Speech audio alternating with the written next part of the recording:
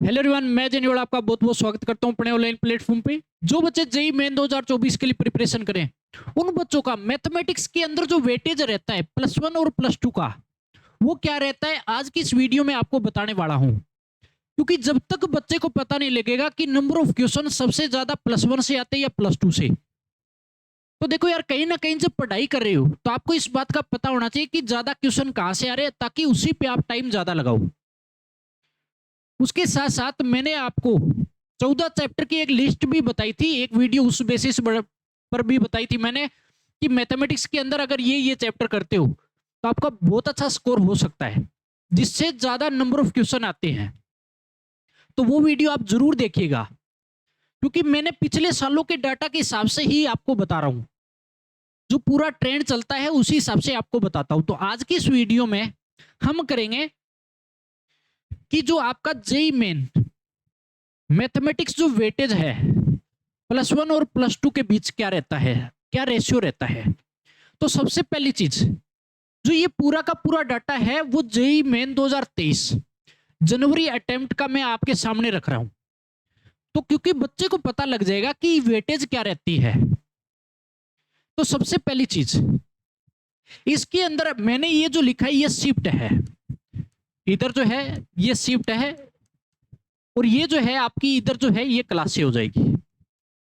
ठीक है, तो सबसे पहले अगर बात करता हूं, जनवरी अटेम्प्ट की है ये सारी की सारी लिस्ट।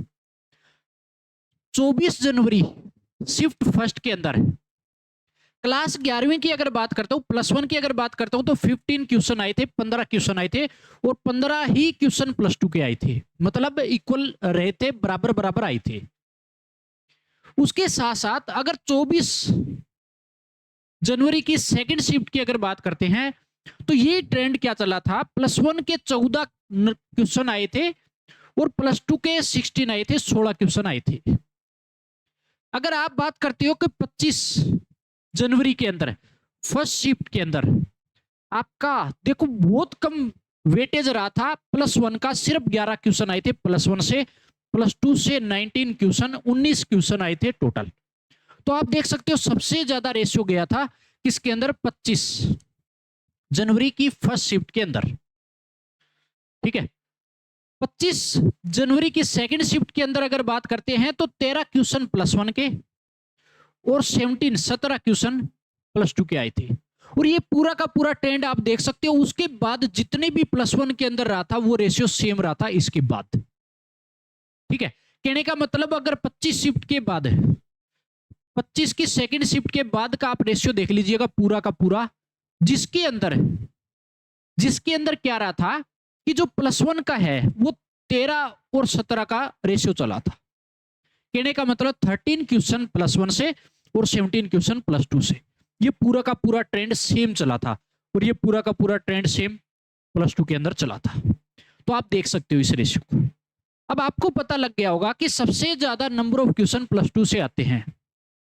क्योंकि यार इसके अंदर क्या होता है कि आपको एक थोड़ी क्लियरिटी कर देता हूं इस बात का कि ज्यादा नंबर ऑफ क्वेश्चन कैसे बन जाते हैं। जब मैंने आपको वीडियो बताई थी कि नंबर ऑफ चैप्टर, जब आपको बताए थे कि ये जो आपके वेटेज वाले उनके अंदर जब जाके देखो तो प्लस टू के बहुत सारे चैप्टर ऐसे होते हैं जिनसे नंबर ऑफ क्वेश्चन ज्यादा आते हैं। जैसे अगर बात करते हैं, सिंपल सी बात आपको बता देता हूं कि डेफिनेट इंटीग्रेशन की बात करते हैं।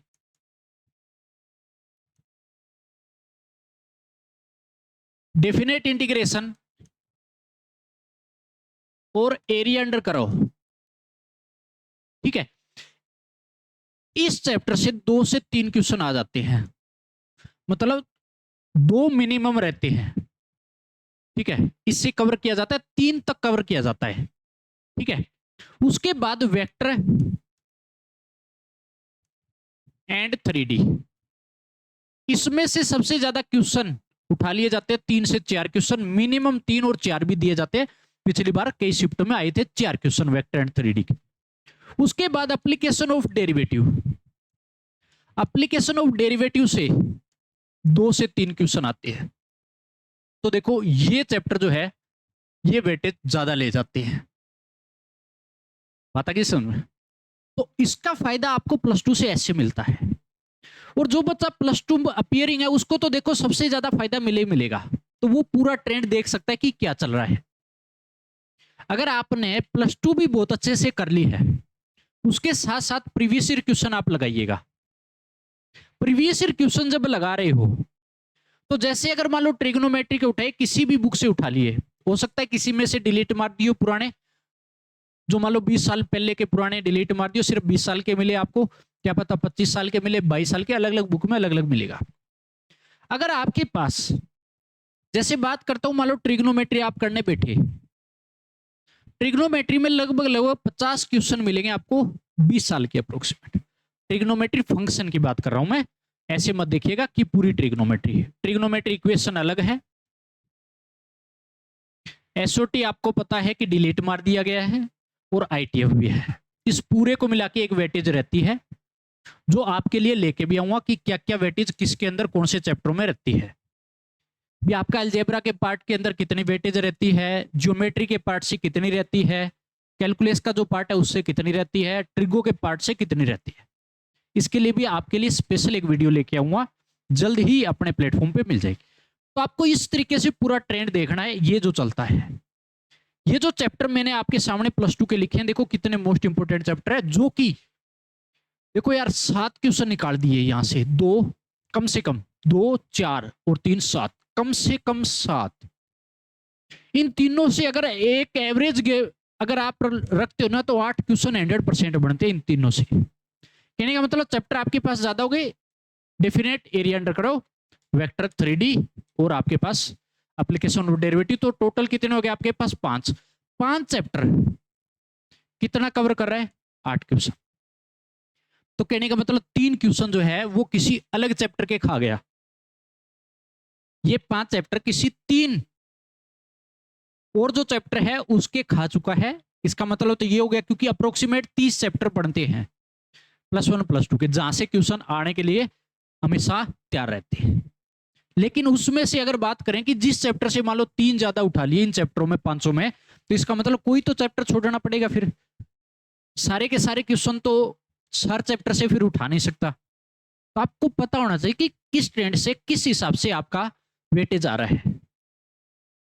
अगर किसी प्रकार का आपको डाउट है तो आप कमेंट करके जरूर बताइएगा, आपका डाउट क्लियर किया जाएगा। अगर और सब्जेक्ट की भी बताना है तो पूरा आपके लिए लेके आऊंगा। अगर किसी भी सब्जेक्ट में आपको दिक्कत है तो कमेंट करिएगा, उस सब्जेक्ट का ही आपको पूरा डाटा आपके सामने रख दिया जाएगा। तो इतने तक पूरी तैयारी करें, आपको इसी हिसाब से चलना है पूरा का पूरा। जिस बच्चे का सिलेबस नहीं हुआ, तो मैंने जो वीडियो बनाई थी 14 जो चैप्टर आपको बताए थे मोस्ट इंपोर्टेंट, जहां से आपके 99 परसेंटाइल बन जाएंगे। क्योंकि मैथमेटिक्स में 60 नंबर आना, मैंने वो चैप्टर बताए थे 60+ आपको क्रॉस करवाएंगे। मैथमेटिक्स में 60 नंबर जिस बच्चे के आगे, वो 99 परसेंटाइल तक जरूर पहुंचता है, क्योंकि उसके केमिस्ट्री में और फिजिक्स में बहुत अच्छे नंबर ले आता है बच्चा। तो ये पूरा का पूरा ट्रेंड इस तरीके से करना है। और मैथमेटिक्स में सबसे ज्यादा आपको एनर्जी लगानी पड़ेगी, सबसे ज्यादा आपको टाइम देना पड़ेगा। तो आप इसी तरीके से तैयारी कीजिएगा पूरी की पूरी। और किसी प्रकार की किसी सब्जेक्ट में दिक्कत है कि हमारे को कहां से क्या करना है, तो 100% आपका डाउट क्लियर किया जाएगा। इतने तक पढ़ते रहे और मजे करते रहे। मिलते हैं नेक्स्ट वीडियो के अंदर।